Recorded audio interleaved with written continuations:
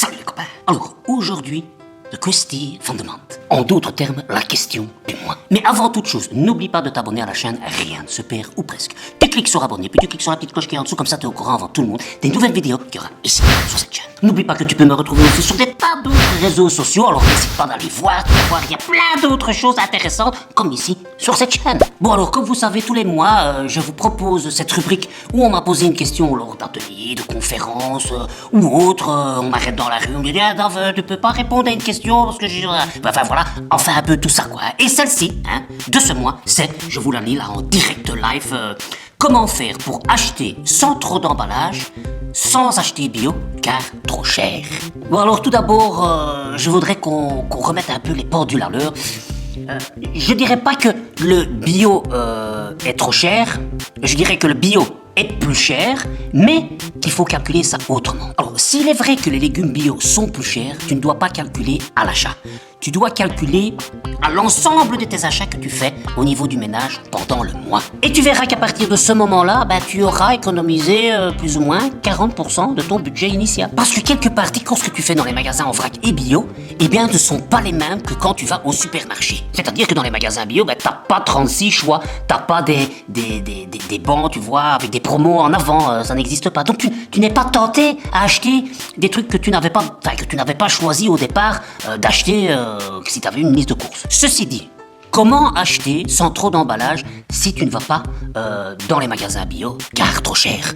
Déjà, privilégie les fruits et les légumes, privilégie, je sais pas moi, le comptoir à poisson, privilégie le comptoir à viande, demande si tu peux venir avec tes contenants, essaye au fur et à mesure de faire des produits maison. Si tu fais pas ton pain et que tu vas chez le boulanger, prévois un sac en tissu, par exemple, pour tes cookies ou pour ton pain. Ou alors, si tu es sûr que c'est un aliment que tu manges régulièrement, qui n'est pas périssable très vite, prends peut-être des plus grandes quantités, tu vois. Si tu prends une grande quantité, tu n'auras qu'un emballage. Si tu prends chaque fois des petites quantités, tu auras plusieurs petits emballages. Et ceci dit, il y a plein de, d'emballages que tu peux éviter. Prends par exemple les boissons gazeuses, qui sont en général dans des bouteilles en plastique. Mais il n'y a rien qui t'empêche de faire des boissons gazeuses toi-même. Parce qu'en fait, une boisson gazeuse fruitée, par exemple, c'est quoi? C'est de l'eau gazeuse avec des jus de fruits. Bon, maintenant, dans les supermarchés, les boissons que t'achètes, il y a plein de saloperies en plus. Là, tu éviteras de mettre des saloperies en plus. Essaye de faire un maximum de produits ménagers toi-même. Ce sera ça en déchets. En moins aussi. N'hésite pas par exemple à faire des courses au marché, là tu éviteras aussi des tas d'emballages, et pas forcément bio. Quand je parle pas des emballages bio, mais je veux dire, t'as pas forcément des fruits et légumes bio tout le temps sur ton marché non plus. Pense aussi à une consommation réfléchie, n'achète pas ce que tu n'avais pas besoin au départ, tu vois. Ça t'évitera d'avoir des emballages supplémentaires de choses que tu n'avais pas besoin au départ. Et puis comme je l'ai déjà dit dans une vidéo précédente, que tu pourras voir là, c'est de par exemple prendre ta poubelle, regarder le genre de déchets que tu fais, et voir s'il y en a certains que tu ne peux pas éviter d'office. Je t'ai pris comme exemple le soda, mais il peut y avoir plein d'autres choses que tu peux peut-être éliminer d'une certaine façon. Il suffit de voir, et quand tu as intégré cet emballage que tu ne vas plus utiliser, tu penses à un suivant. Et au fur et à mesure, tu regardes ce que tu peux changer. Il ne faut pas oublier aussi que tu as des AMAP, tu as des ruches. Alors la ruche, c'est quoi? C'est on va dire un espèce de mini-marché où au préalable tu as déjà commandé les produits que tu aurais voulu, et tu vas les chercher, et tu as moins d'emballage aussi. Bref, là on a parlé évidemment que alimentation.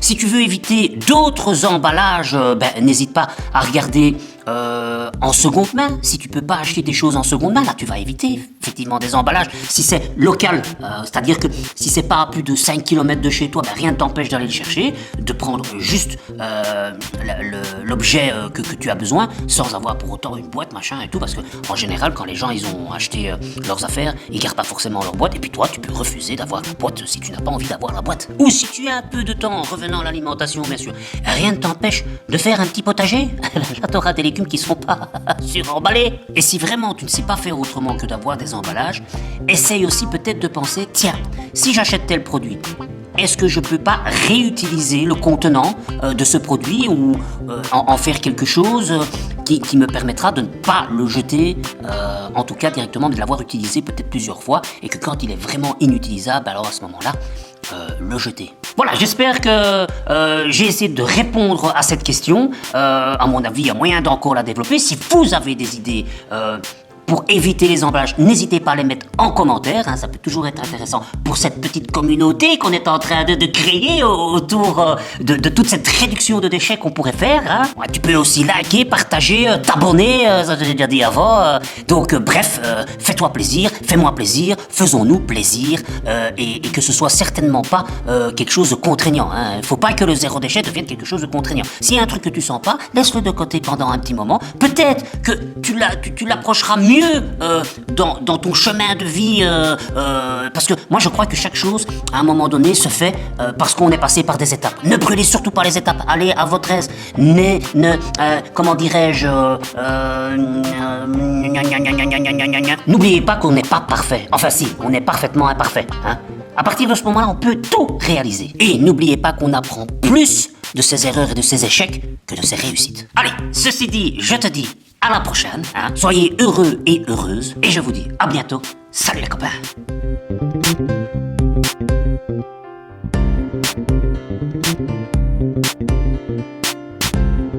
Pense aussi à une comment. Et je vous dis à bientôt. Salut les copains. J'ai failli m'éborgner l'œil.